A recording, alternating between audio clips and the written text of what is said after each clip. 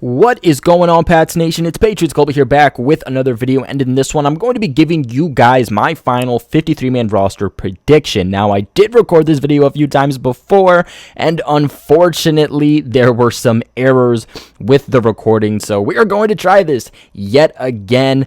Unfortunately, there's only going to be one version of it this offseason rather than two. Unfortunately, some stuff going on outside of the channel that prevented me from being able to make two of these, just because these do take, a good amount of time to, compile together, but nonetheless, one is better than none.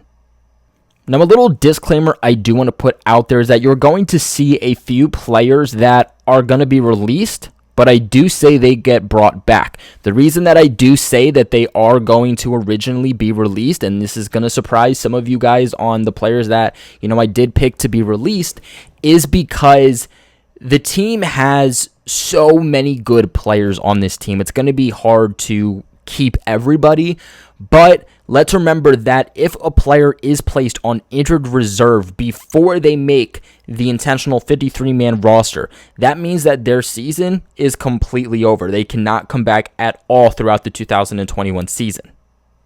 But if they make the original 53-man roster, then they are placed on injured reserve. That frees up a roster spot. They have the ability to come back at some point during the season, whenever the Patriots decide to do so, whenever they are healthy. So, for example here, if I had the Patriots cutting Brian Hoyer and then bringing him back, that could mean because I want N'Keal Harry to make the 53-man roster and then have them place him on the injured reserve so that he can still come back at some point this season rather than just being, IR'd for the entire season. But without further ado, let's just hop right into this. As for the quarterbacks, I have a total of two making this roster. That's Cam Newton and Mac Jones. Really, not much has to be explained there. That means being cut, I do have Brian Hoyer. Now, I do think Brian Hoyer ultimately gets brought back. I think that he has his heart set, at staying with New England versus any other team. I know that some team could offer him a bigger contract, maybe like the Jets, who are interested in him this offseason. But with Brian Hoyer's family staying in Boston, I just think that ultimately he will want to stay here where he's comfortable, knows the system, and of course also is going to stay with his family. So, two quarterbacks to start, but ultimately I do think three will be here at some point in the season. Now, as for the injured reserve, I do have Jarrett Stidham. Unfortunately, I don't see him being traded just because I really don't see any value. I think if the Patriots want to maximize his value at all, they'll revisit the situation a year from now. No one's going to offer really much of anything for an injured player versus if the Patriots can make him look good next offseason, they might be able to drive that price up a little bit more. And of course, obviously, New England doesn't really need Jarrett Stidham to play because there's just no room for him. So again, that is two quarterbacks. Moving on here to the running back situation, I have a total of four running backs making this roster. Damian Harris, James White, J.J. Taylor, Ramondre Stevenson. That means getting cut. I have Brandon Bolden, but guys, I have him coming back. This was really, really tough for me. I originally said the Patriots kept Brandon Bolden just because the Patriots did this thing before where they released him, and for the most part, he was a player they could release and bring back, but I do think he has value, and the Patriots saw before. They released him, and he said, I'm not waiting, got a contract from the Dolphins, kind of beat up the Patriots when he would play against them, and Belichick said, I'm not making that mistake again. Unfortunately, because of how this roster went about, I was at 54 players, and I just needed one more guy to be out. That means, unfortunately, Bolden is that guy. He has been dealing with an injury the last couple of weeks also. So I could see this being a situation where they release him for a day or two and then bring him back because, hey, what team is really going to want to, bring on a injured running back to start the season? It just doesn't make too much sense. So a total of four running backs making this roster to start, but I do have Bolden being brought back. Now, next up here is the fullback position. This is pretty self-explanatory. Jakob Johnson's going to make this. Nobody gets cut. He was a guy that I actually considered making a player that the Patriots originally cut and then bring back. We even had the discussion on, will the Patriots even use a classic fullback because of having, Jonnu Smith and whatnot being able to play everywhere, really, along the offense, whether that is out wide, in the tight end position, H-back, inline back. really anywhere you could possibly think of offensively, but ultimately I think they do stay with Jakob Johnson. But because the majority of NFL teams don't even use a fullback anymore, and the ones that do already have their fullback, Jakob could be a guy the Patriots release for a day or two and then bring back, and still really have that insurance policy that he will still be there. But in this one, that's just not how I had it going. So ultimately, one fullback makes this roster.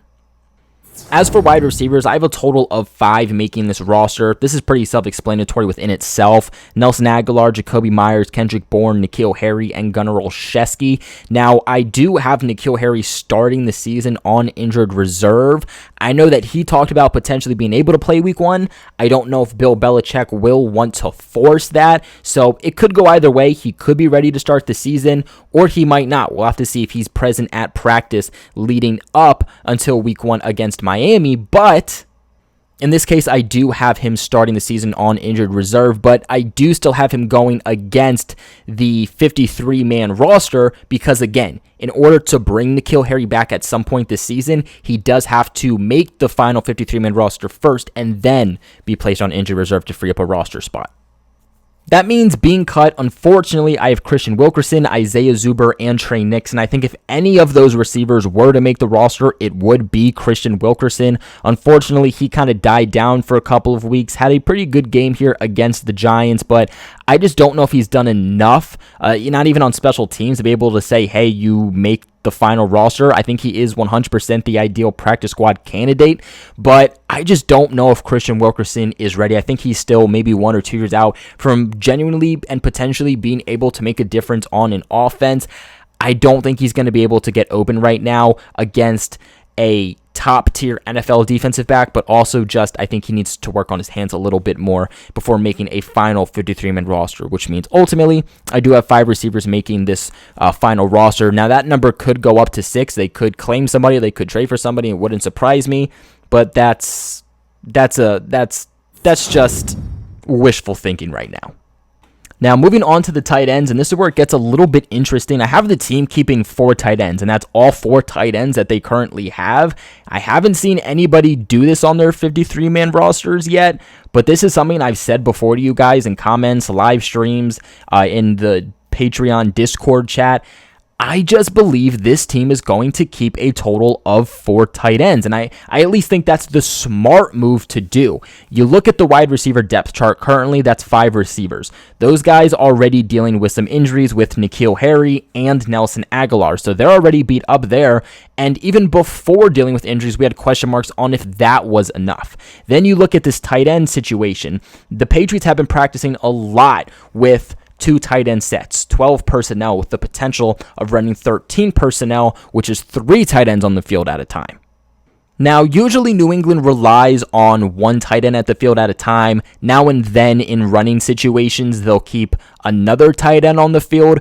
But for the most part, you really don't see 12 personnel on the field from the Patriots over the last few years, which is when they kept about 3 tight ends. Looking at the injury history of the tight ends that they currently have on this depth chart and also running, again, 12 to 13 personnel the majority of the time, I think that it is in the best interest to keep 4 tight ends. Hunter Henry, Jonnu Smith already dealing with injuries this offseason and are both injury prone from what we have seen, especially Hunter Henry, from out their NFL careers so far. So if those guys both get injured, that leaves you with just Devin Asiasi. And we saw how that went last year. You don't want Devin Asiasi being your only tight end. I think bringing in Matt Lacoste, keeping him has an insurance policy, a guy that knows the system, a guy that already has chemistry with these quarterbacks, I think that is in your best case because I just don't see the Patriots getting Matt Lacoste on the practice squad, nor do I see him just staying a free agent. I think that he gets signed pretty quick. Now, as for offensive tackles, I have the team keeping a total of 5.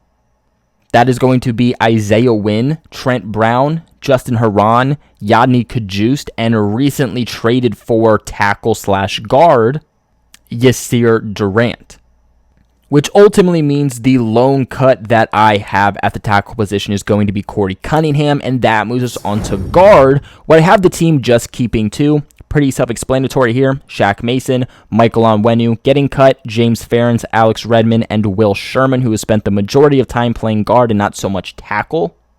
Now, the reason that I have the team only keeping 2 official guards is because you have a guy like Durant who can also swing into guard, and you also have somebody like Ted Karras who's listed as a center that can also slip in as guard. So there's pretty much 4 that the Patriots have there on the depth chart. Moving on to centers, again, this one's going to be pretty self-explanatory. David Andrews, Ted Karras, nobody gets cut.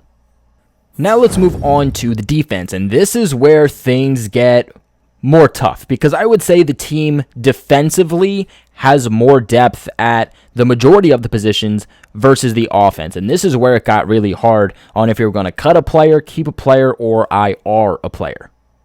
Now, ultimately, I have the team keeping 5 edge defenders. That is Matthew Judon, Godchaux, Chase Winovich, Henry Anderson, and Ronnie Perkins, meaning that the only cut is Tashawn Bauer. Now, I do know that the team does like Tashawn Bauer, and he's someone that, hey, maybe if 1 or 2 of these edge defenders doesn't make the roster, then he squeezes onto it. I think that he had a good offseason and a good preseason, but he's someone that once it comes up to starting level NFL competition, just is not going to do much. He's not better than any of those other 5 edge defenders also. I do think there's a possibility Chase Winovich does get traded. In all godly honest, I hope that he does not get traded. I do believe that it would be a mistake for the Patriots to trade Chase Winovich, and I do know Henry Anderson is a guy that's been floated around as a potential surprise cut, as he's someone that throughout the preseason played really the entire game, played into the 4th quarter, which usually, if you're a starter, you're a lock. That doesn't really happen, so that's something to keep an eye on. I went back and forth with myself on, hey, do the Patriots want to IR Ronnie Perkins, but I don't know. I don't really think he's dealt with enough of a random injury to be able to ghost him with that. So I do think ultimately he is somebody that could potentially be a healthy scratch from week to week, but either way just isn't going to get much playing time. So again, that is a total of 5 edge defenders. As for defensive tackles, I have the team keeping a total of 4. Had a hard time not saying 5 here, but again, the team should not carry. I would say 5 defensive tackles. You have Dietrich Weiss, who can play DE and DT. You have Henry Anderson, who, if they do keep, can also play on the interior if need be also. So I think they have more than enough depth there. But 4 defensive tackles, keeping Lawerence, Devon, Godchaux, Dietrich Weiss, and Christian Barmore, cutting Akeem Spence, Montravius Adams, Carl Davis, Bill Murray, and Nick Thurman. I know that there have been some rumors about Akeem Spence and Montravius Adams potentially being traded. Either way, I don't have them making the Patriots team, so whether you want to cut or trade them, they don't go against the 53-man roster. The guy that was hard to cut here was Carl Davis. I think he's had a really good offseason. Since he's joined the Patriots, I think he's been really good and consistent despite the unfortunate injuries that he's dealt with. I thought Bill Murray didn't have a bad offseason also, so I think those are 2 guys that could potentially be placed on the practice squad and be elevated from time to time. And also on the reserve, or the IR rather, I have Byron Cowart being placed on that, as he's been dealing with an injury really all offseason and will not have pretty much any trade value. As for linebackers here, this one was also pretty tough. A lot of people have 4. I have 3 linebackers making this final roster. And you're probably like, Patriots Global, what in God's name do you mean? 3 linebackers making this final roster. And that's because you have Chase Winovich, who I think could play at middle linebacker if needed. You have Ronnie Perkins, who has played at outside linebacker with the Patriots, and I think that, or even in college too, so I think if you need someone to do that there as a depth piece, he can. And then also Godchaux. Godchaux has played at standing edge defender and also left outside linebacker, not to mention the fact that Matthew Judon is more than capable of playing there also. So you have that depth if you genuinely do need it, and guys that you can kind of mismatch around the defensive matchup. But the 3 linebackers I have making the roster, pretty self-explanatory: Donta Hightower, Kyle Van Noy, and Juwan Bentley. That means I have being cut Harvey Longy, who is a very tough cut. I could see him making the roster, but again, I think things are going to have to go in different ways for that to happen, and that's just not how my 53-win roster went, but I genuinely wouldn't be upset to see Harvey Longy make the roster. He is somebody that I like and I thought had a pretty good offseason. I do have Terez Hall, Cameron McGrone, and Anthony Jennings being placed on the injured reserve here. Haven't really seen anything from Anthony Jennings all offseason. Even in the preseason, he's been dealing with a little bit of an injury. I would say put him on the IR. You're just kind of stacked along your entire roster, and I just don't know how much he's going to contribute or make of a difference. So come back a year from now, see if you can continue to develop him a little bit more, but I just don't think that Anthony Jennings is worth a roster spot right now, but I also not ready to give up on him just yet. Now, cornerbacks here, I do have a total of 6. Stephon Gilmore, J.C. Jackson, Jonathan Jones, Jalen Mills, Jawan Williams, and Sean Wade. That means being cut, I have Michael Jackson, D. Virgin, and D'Angelo Ross. I think ideally New England would like D'Angelo Ross back on the practice squad, but he did have a good showing in his final preseason game, so maybe he is someone that does get picked up by another team, but nonetheless, have him getting cut by the team, not making that final 53-man roster. As for safeties, I have 4 safeties making this final roster. Devin McCouety, Adrian Phillips, Kyle Duggar, Miles Bryant. Being cut is Adrian Colbert. I'll be curious to see if he's a guy that they decide to bring back. Wouldn't hate that. I thought he showed some promise this offseason. And then being placed on IR is going to be Joshua Bledsoe, the rookie.